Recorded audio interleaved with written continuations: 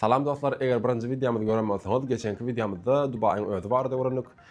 Bu ikinci videomuzda bolsa, eger siz Dubaýda emla invest etmek isleseniz, ýani maýa goýmak isleseniz, bu sistema nähili işleýär, şonu öwrenýärjek. Dubaýda emla invest etmek isleseniz, ýani maýa goýmak isleseniz, öňüňizde iki ýol bar. Birinji ýol guruluşy guturan taýyny satyn almak, ikinji ýol guruluşy dowam edýän proýekde girmek, muňa off plan diýilýär. Ýagny bu videoda biz esasy aýratynlykda off plany intiçemler. Näme üçin? Sebäbi Dubaýda iň köp ulanylýan, iň strategik we professional maýdarlar tarapyndan halanýan ýol şu. Dogry proýekt saýlansa, iň dolandyrmasy aňsat hem iň hasaply girdiği geçirýän, ýani iň aňsat girdiği jagdan bolýan model hem şu. Inni off plan näme we bundan siz nähili özüňize girdiği ele edip bilersiňiz, iň ýönekli şekilde şonu düşündirjek boljak elimden geldiginden. Off plan diýmek öý doly taýar bolmadan öň proýekt satyn almak diýmek aslında. Emma iň möhüm tapawut şu, öýüň ähli tölewini başdan töläňiz okda, bir tölew mailnamasy bolýar we puluny wagta bölüp bir wagtda däl bölük töleýär. Ýani bu ulgam arkaly puluny doly baglaman kaldyraç güýjüni ulanýar. Indi muny $450,000 hakyky bir mysal bilen düşündireýin. Indi gödöňe getir saýlan proýektiň, ýagny öýüň bahasy $450,000. Ýagny off plan bir proýekt satyn alanda $450,000 jaý almak üçin başda diňe %30% töleýän, o da $450,000 30%y $135,000 bolýar. Bu da diýmek sen bärde off plan bir $450,000 jaý satyn almak üçin sana gerek başlangyç maýa $135,000. Galan tölew bolsa %40%ni ýanky proýekt gurulyp bolýança 2 ýylyň dowamyna 3 aýdan bir gezek 5%dan töleýän.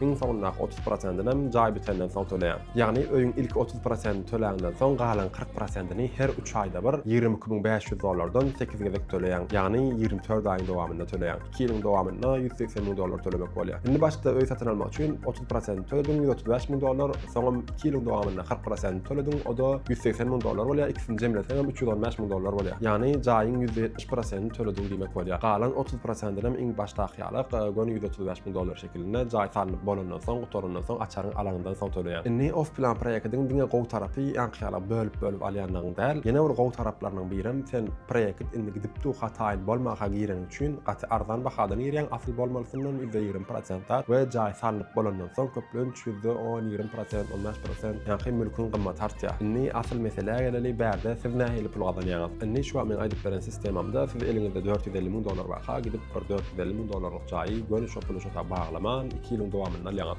Ýöne bärde investorlar başgarak bir sistem ulanýar.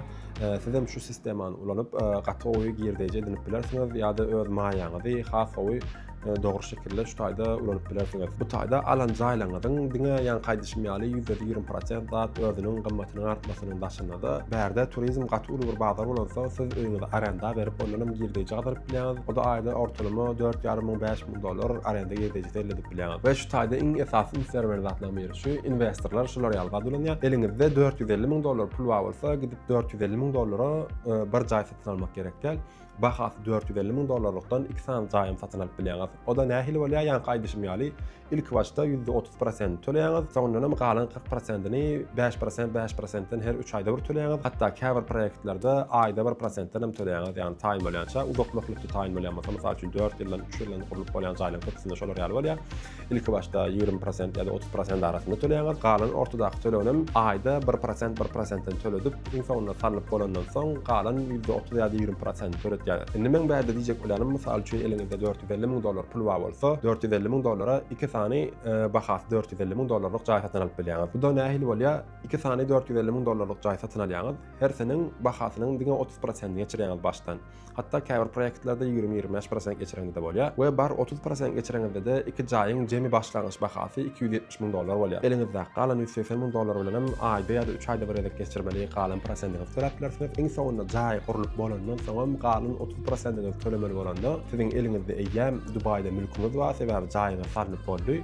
We Dubaýda mülküňiz bolanlygy sebäplen gidip bankdan mortgage alyp bilýäňiz. Mortgage diýilen zat galan 30%-ni tölemek üçin bankdan gidip kredit çekýän diýmek bolýar. Ýani 10 ýyllyk, 15 ýyllyk ýa-da 20 ýyllyk bankdan kredit alýan, galan 30%-ni tölemek üçin we jaýyny arenda berip, arendadan gelýän girdiğiň bilen arkyn galan 30%-ni töläp bilýän. Ýani diýjek bolýanym, şowr fermaýa bilen göni mülküňizi 2 hassa artdyryp bolýar we biram muň daşyndan her ýyl dowamly özüňize arenda girdiği gazanyp bilýäňiz we muň üstüne de siz 2 sany $450,000 $100,000 jaý satylalyňyzda diňe bir $900,000 mülküňiz bolanok, o jaýyň soň %10-15% ýanky jaýyň öz gymmatynyň artmasy sebäpli eliňizdäki mülküň bahasy $1,200,000 zat bolup bilýär. Ýani sataňyzda danym öýü eliňizdäki mülküňiz has artan şekilde çykýaňyz, ýani pribilli çykýaňyz.